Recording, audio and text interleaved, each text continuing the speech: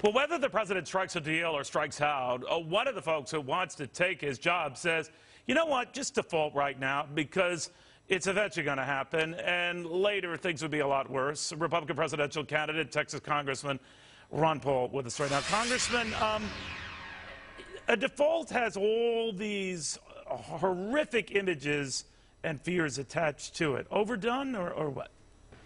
Well, I think there are a lot of big problems, and we can't ignore it, but I see the biggest problem is not admitting that the country's bankrupt.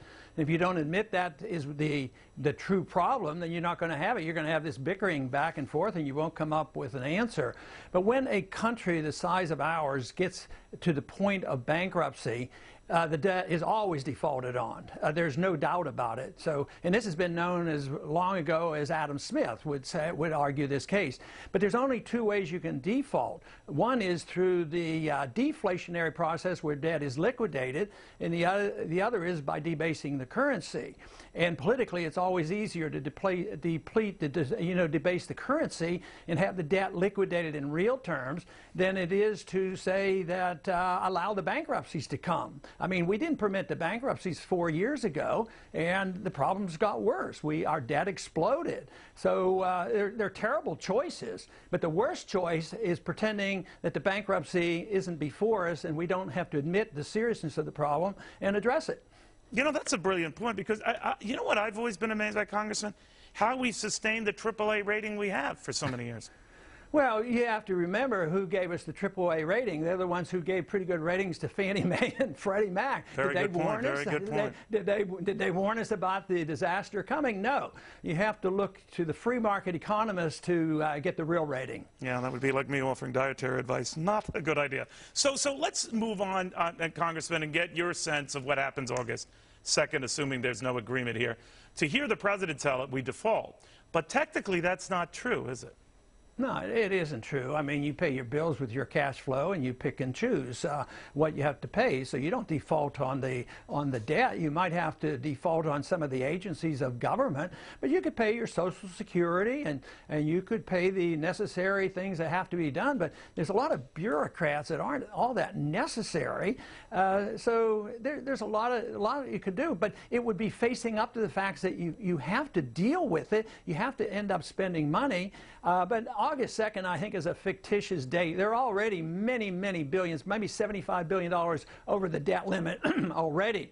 So I think the August 2nd date is more related to the individuals who have trips planned in August and want to clean up this mess. And for that reason, if they don't come up with an agreement pretty soon, I think they'll have a temporary agreement that the president says he doesn't want. But when push comes to shove, just like on the CR, you know, they kept having agreements when they met the deadline. So I think that will happen because they scared enough people about August absolutely. 2nd. No, absolutely. So, you're referring to a continual resolution, and this is the game Washington plays. But, you know, you're interestingly pointing out something I've long suspected, that obviously the demagoguing, this whole issue of the debt limit and the horrendous things that happen in the event we don't increase it. Never mind the fact that dozens of times in the past we have, and we only revisit the same problems that have brought us to this abyss.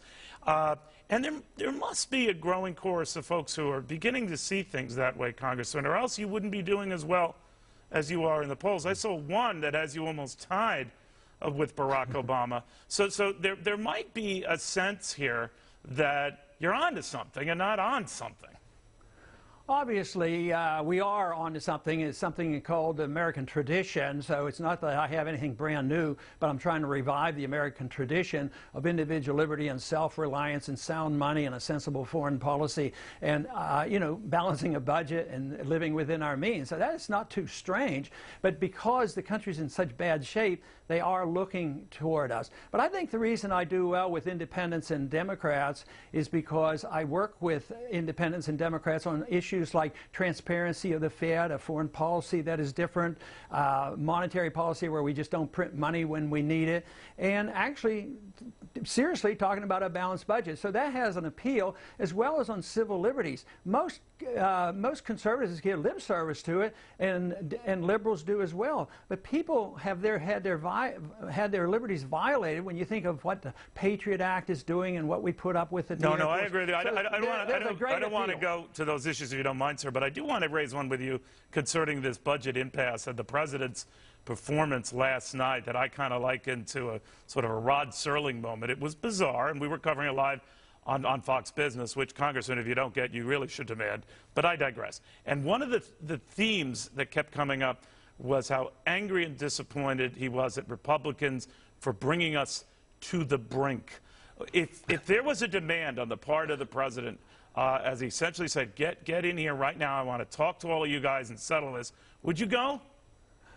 No, I would be pretty annoyed. I was annoyed at him instructing Boehner and the congressional leaders, you get up here at 11 o'clock. Right, right. So it'll be interesting to see if they weren't there at 11 o'clock. And sometimes you could make the case that since the Congress is in charge of the purse, maybe the president, if he was really a leader and wanted to bring people together, maybe he would say, Mr. Boehner, could I come over and visit with you? I'd like to, talk this over with you. I think that would be a gracious way of dealing with this problem rather than shouting at each other and blaming each other and instructing the leaders of Congress. See, I don't like a very, very powerful presidency. I'm not in this campaign for that purpose because I think the Congress should express themselves more and more responsibilities on the Congress. So I would treat this quite differently than the attitude of the president is currently doing. All right, Congress, it's always a pleasure. Thank you, sir, very, very much. Thank you. All right, we're just hearing now that they have indeed arrived for the meeting.